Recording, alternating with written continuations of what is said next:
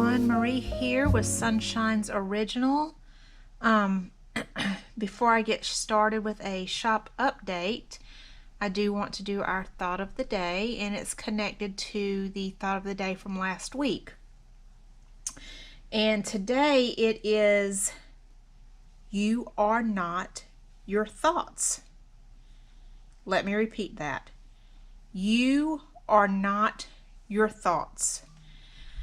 We have, I don't even know how many thoughts per day we have, but they are a ton, as our brains, or at least mine, never seems to stop. Just constant thoughts, constant thoughts, constant thoughts. You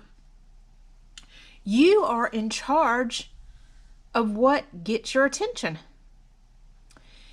Do you know how you're scrolling through Instagram or Facebook or what have you, or you're watching TV, and an ad comes up and you're not interested in that ad, so you keep on scrolling? It is the same way with your thoughts. You do not have to give attention to every single thought that comes into your mind. A lot of our thoughts that we have are not even our own values and what we would genuinely think if we stopped and actually analyzed the thought. I want to be able to help y'all with this. I'm trying to think of some good examples. So last week I said it's not necessarily about positive thinking, it's more about accurate thinking. And I'm sure that left some of y'all wondering, okay, so how do I think accurately then? How do I know which thoughts are worthy and deserves more of my attention and which thoughts just keep scrolling? So again, you are not your thoughts. You are not your thoughts. Some of your thoughts are not worthy to be given any attention. Okay, so number one, I want you to ask yourself, is what I am thinking an absolute? Am I using the word always or never here? If so, it is probably not a correct thought, and it either needs to be rearranged and changed, or it needs to be dismissed totally. As an example, I have problems with my right knee and leg and my right elbow and arm. So therefore, a thought that I would often have is, I'm never going to be able to move correctly again. I'm never going to be able to dance again. And I would like to exercise, but I can't because of this. I am getting older, I'm losing muscle, and this is certainly not helping, and I'm never going to be able to do anything about it. And once I really thought about those thoughts that I was having, I saw the absolutes in them, and I was able to change them.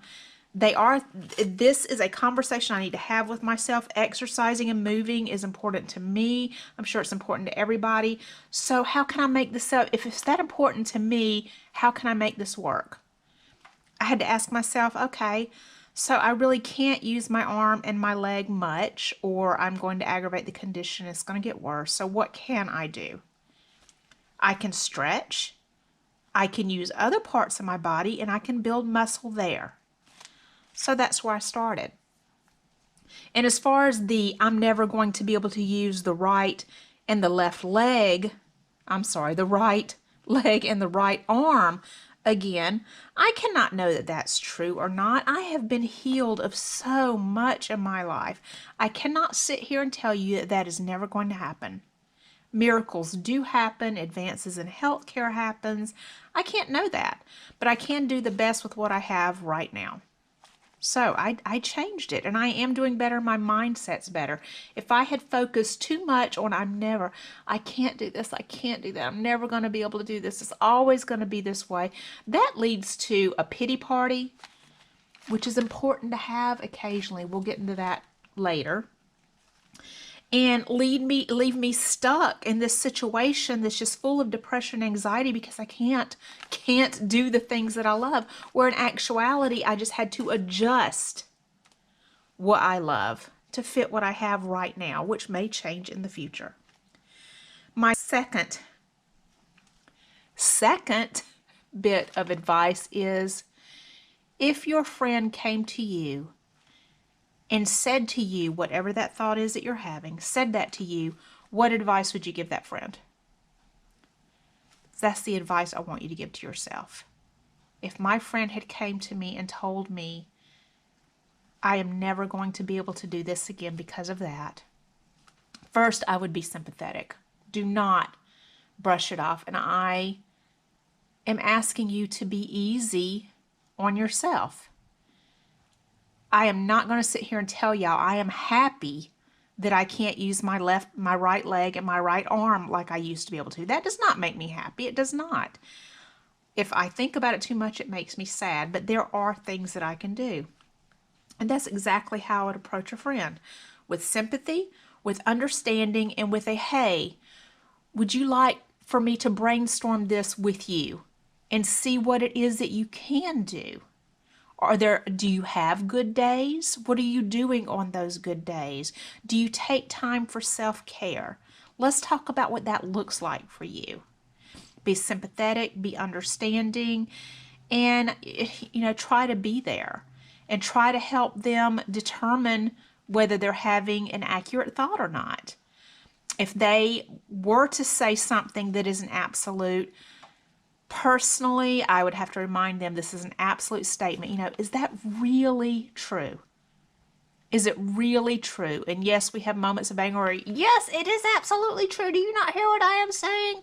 But it will plant that seed of doubt. It will help them to look further into what they're saying and question it, and hopefully begin to see that it's not it's not the truth. They're thinking in absolute terms, and absolute terms are rarely ever absolutely true. Doing all of this is going to help you change your neural pathways, and we will absolutely talk more about that in the future. Third and final bit of advice about this are my thoughts. Is this thought helpful? Is it helping me? And like I said, there are times for anger, there are times for pitying, but overall that is not an attitude that you can keep, and you need to determine, is this thought helpful? Because if it's not, it needs to go, it needs to be dismissed, and it needs to be replaced with something that is. It may not be replaced with something that you absolutely wanted. Like, I would love to be able to run again, be able to dance again, be able to exercise like I used to. Right now, I can't do that. But there are things that I can do. So I've had to adopt a new set of thoughts in order to be active, to remain as active as I possibly can and as healthy as I possibly can, but also to keep my brain healthy. It would be so easy to slip into depression. And we can't, the world is enough to deal with today. By the way, y'all, turn off the news. Turn it off. Quit watching it. But we have enough to deal with without having to deal with our own wrong thoughts. You don't have to deal with them. Turn them off, get rid of them, dismiss them, change them. You can. And we will talk more about this. I'll make sure that's our next thought of the day, is how to create new neural pathways and to be able to change your thoughts even more effectively. Now, what's going on in my shop? What have I got here? I have got some beet dyed and some coffee dyed paper kits. All right, let me show y'all what I've got. All right, so first is my beet dyed paper kit. In this kit, you will get 2 little envelopes. Adorable. And yes, everything is a different color because of a different material. Everything, is made out of a different material, so it picks up differently. We got 2 small envelopes, 1 large envelope. I just love that one. Love it. We've got 2 little doilies, 1 large medium size doily. I say large medium because it's bigger than a medium, but it's smaller than this one. Oh, we've got, okay, let's call this one an extra large round doily. Oh, sorry about that. Hit that camera. Got a large square doily, and I just love that one as well. And we've got 4 Beet dyed papers. So that's a total of 4, 5, 6, 7, 8, 9, 10, 11, 12 Beet dyed paper package. Several of these will be in my Etsy shop. I have not put those in there yet, but they will be in there by the time this video reaches y'all. Now this is the coffee dyed kit. It is 20 pieces. And we've got 2 small doilies, a medium doily, 1, 2, 3, 4 lace coffee dyed papers, a business size envelope, 2 glassine envelopes,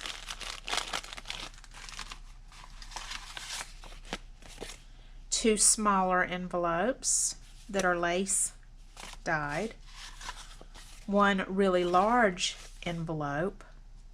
That is stunning. That looks almost 3D. I love it. And 2 lace coffee dyed file folders.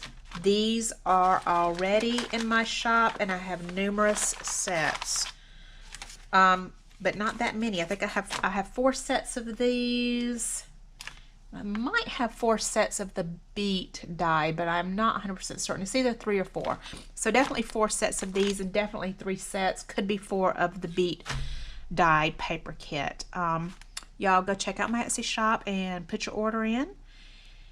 And I hope that y'all enjoyed this video and y'all got something out of it that you can use to help heal your brain. Until next time, y'all keep being creative and work on that. See y'all later. Bye.